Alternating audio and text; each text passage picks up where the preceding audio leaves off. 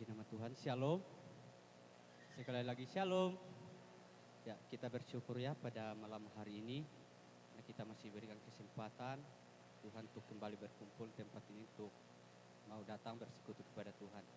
Kita langsung saja masuk dalam kebenaran firman Tuhan. Kita sama-sama membuka Alkitab kita dalam kitab Roma pasal yang ke-6. Roma pasal yang ke-6 ayat yang ke-15 sampai yang ayatnya yang ke-23. Yang sudah mendapatkannya bisa mengatakan amin. Kita akan bergantian membacakannya dari ayat yang ke-15 sampai ayat yang ke-23. Judul dua macam perhambaan. Ayat yang ke-15. Jadi bagaimana? Apakah kita akan berbuat dosa karena kita tidak berada di bawah hukum Taurat, tetapi di bawah kasih karunia? Sekali-kali tidak.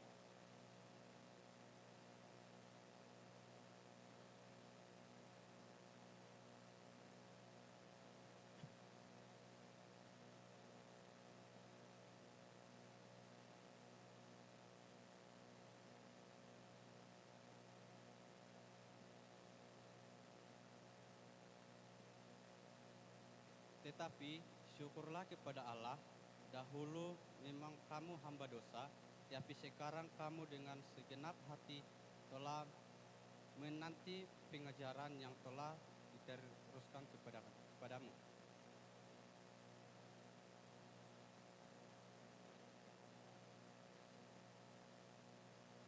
Aku mengatakan hal ini secara manusia karena kelemahan kamu, sebab sama seperti kamu telah menyerahkan anggota-anggota tubuhmu menjadi hamba kecemaran dan kedurhakaan yang membawa kamu kepada kedurhakaan. Demikian hai kamu sekarang harus menyerahkan anggota-anggota tubuhmu menjadi hamba kebenaran yang membawa kamu kepada pengudusan.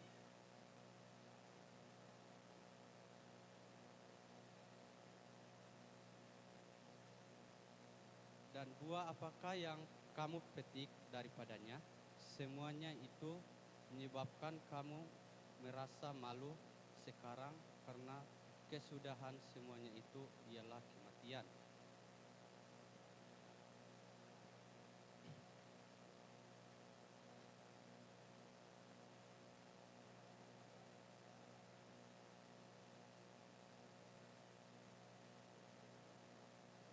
Sama-sama ayat 23. Sebab upah dosa ialah maut, tetapi karunia Allah ialah hidup yang kekal dalam Kristus Yesus Tuhan kita. Amin. Nah, puji Tuhan, kalau kita melihat dari pembacaan kita, dari judul pembacaan kita, dua macam perhambaan. Nah, kalau kita melihat di sini ada dua macam yang perlu kita pelajari, yaitu pertama, jadi hamba dosa atau menjadi hamba kebenaran. Nah, di sini kita perlu perhatikan terlebih khusus di dalam ayatnya yang ke-17, tetapi syukur kepada Allah, dahulu memang kamu hamba dosa, tapi sekarang kamu dengan segenap hati telah menanti pengajaran yang telah diteruskan kepadamu. Nah, ini di ayat yang ke-17 kita sangat bersyukur bahwa mungkin dalam setiap kehidupan kita, mungkin kehidupan lama kita, kehidupan kita yang lalu, mungkin kehidupan kita yang sudah mungkin berpuluh-puluh tahun, mungkin kita sering dalam setiap kehidupan kita merasa kita orang yang paling berdosa, orang yang paling tidak layak di hadapan Tuhan. Tapi perlu kita bersyukuri pada malam hari ini bahwa Tuhan telah menguduskan kita. Tuhan sudah membuat kita menjadi hamba-hamba yang benar di hadapan Tuhan. Ini yang perlu kita syukuri pada malam hari ini, bahwa mungkin dulu kita merasa orang yang paling berdosa di hadapan Tuhan. Tapi yang perlu kita syukuri dalam setiap kehidupan kita, Tuhan sudah mati, Tuhan sudah rela disalibkan di atas kayu salib untuk apa? Untuk mau menebus setiap dosa-dosa kita, menebus setiap kesalahan-kesalahan kita. Nah, di sini saya akan memberikan satu tema kecil, yaitu kemerdekaan sejati dalam Kristus Yesus. Nah, kenapa di sini saya memberikan suatu tema kecil, kemerdekaan sejati dalam Kristus Yesus? Karena apa ya? Saya juga secara pribadi mengalami ya. Mungkin saya saat ini tidak ada. Mungkin saya tidak ada sampai sekarang ini, tapi terus saya terberkati melalui ayat ini di dalam kitab Roma ini, bahwa kalau bukan Tuhan yang membawa kita, membentuk kita, mungkin kita tidak ada saat ini. Tapi yang perlu saya syukuri secara pribadi dalam kehidupan saya, bahwa saya ada saat ini itu semua karena anugerah Tuhan. Saya ada saat ini itu semua karena pertolongan Tuhan yang indah dalam kehidupan saya. Nah, di sini saya akan memberikan ada beberapa poin atau ciri orang yang dimerdekakan dalam Kristus Yesus. Yang pertama, kita dimerdekakan, kita dilepaskan dari perbudakan dosa. Kita dilepaskan dari perbudakan dosa. Nah, dalam setiap kehidupan kita ya, mungkin seperti yang di awal saya sudah katakan, mungkin kita merasa orang yang paling berdosa, paling tidak layak di hadapan Tuhan. Tapi yang perlu kita syukuri bahwa Tuhan sudah membentuk kita, sudah membawa kita sejauh ini untuk menjadi hamba-hamba yang baik.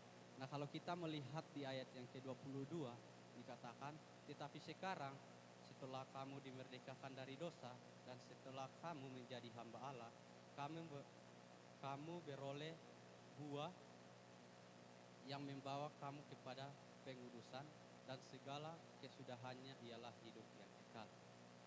Nah, kalau kita melihat di ayat yang ke-22 bahwa kita dibawa Tuhan sejauh ini untuk apa? Untuk kita boleh menjadi berkat bagi banyak orang.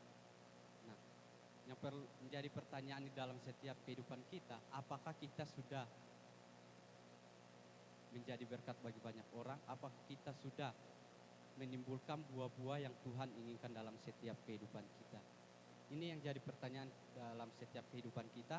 Apakah kita sudah ada membawa jiwa-jiwa untuk Tuhan? Apakah kita sudah membawa buah-buah yang Tuhan minta dalam setiap kehidupan kita? Ini yang jadi pertanyaan dalam setiap kehidupan kita sebagai anak-anak Tuhan, bahwa kita perlu berbuah untuk menjadi pengikut Kristus yang setia. Terus poin yang kedua yang ingin saya bagikan, kita dimerdekakan dari hamba dosa. Nah, kalau kita melihat di ayat yang ke-23, sebab upah dosa ialah maut, tetapi karunia Allah ialah hidup yang kekal dalam Kristus Yesus Tuhan kita. Sebab upah dosa ialah maut. Nah, ini yang ya sering mungkin terjadi dalam setiap kehidupan kita, terlebih khusus dalam kehidupan saya. Saya juga orangnya ya tidak luput ya dari namanya kesalahan, tidak luput dari dosa. Tapi kita perlu belajar bahwa Tuhan mau membentuk kita. Tuhan mau mengubah setiap kehidupan kita.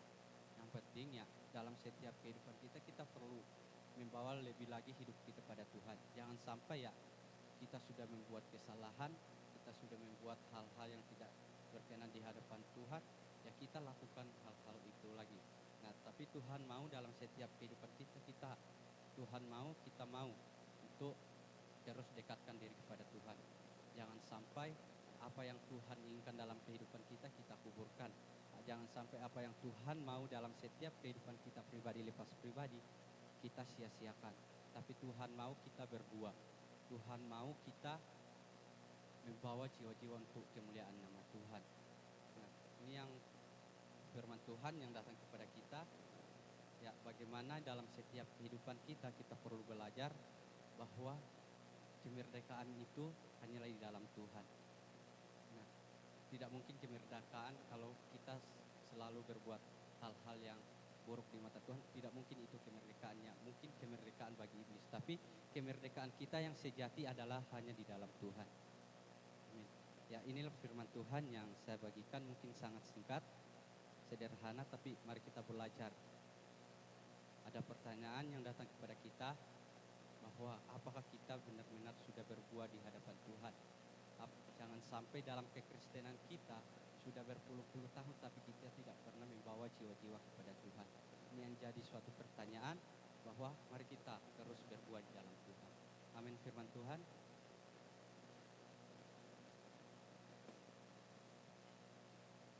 Mari kita semua mengambil posisi doa yang terbaik.